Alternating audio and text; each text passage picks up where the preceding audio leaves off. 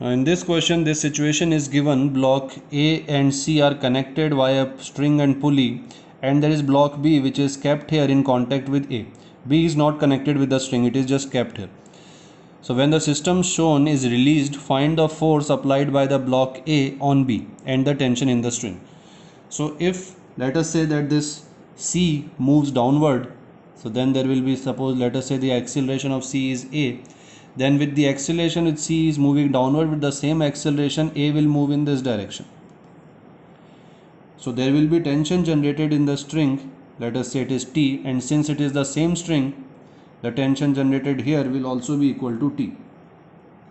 Now block B is moving because of the normal reaction of A. If C is moving down, A will moving towards the right, and with A, B will also move. So there will be a force of, by third law of Newton, there will be a reaction force between A and B. So B will push A, let us say with force N, and A will push B with the same force N. Also it has 20 G in downward direction, T in upward direction. For block A also there will be 10 G in the downward direction, and there will be a normal reaction from the ground, let us say N1.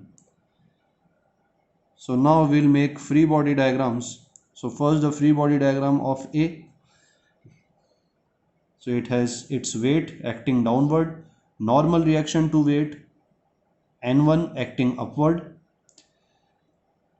T is in this direction, and because of B, A will experience a normal reaction force in the left side, which we have taken as N. So this will be the free body diagram of A, and since A is moving in the towards the right with acceleration A, so we can write the direction of A also.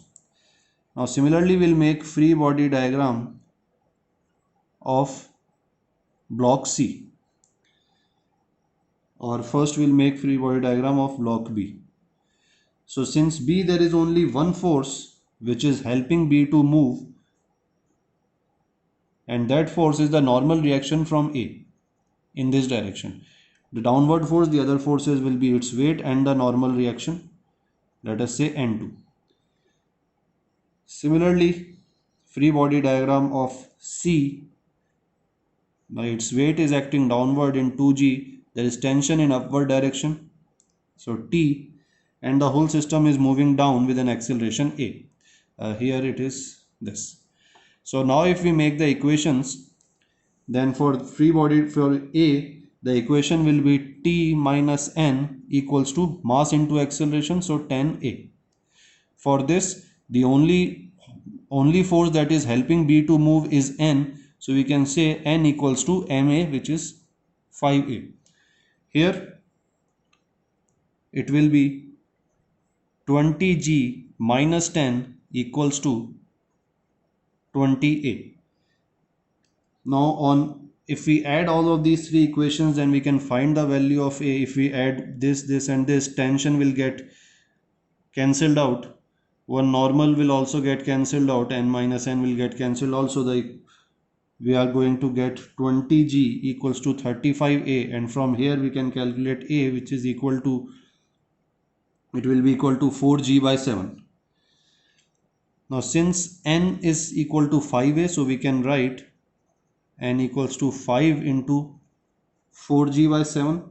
So if we put the value of G as 10, so it will be 5 into 4 into 10 upon 7, so it will come out to be 200 upon 7 newtons.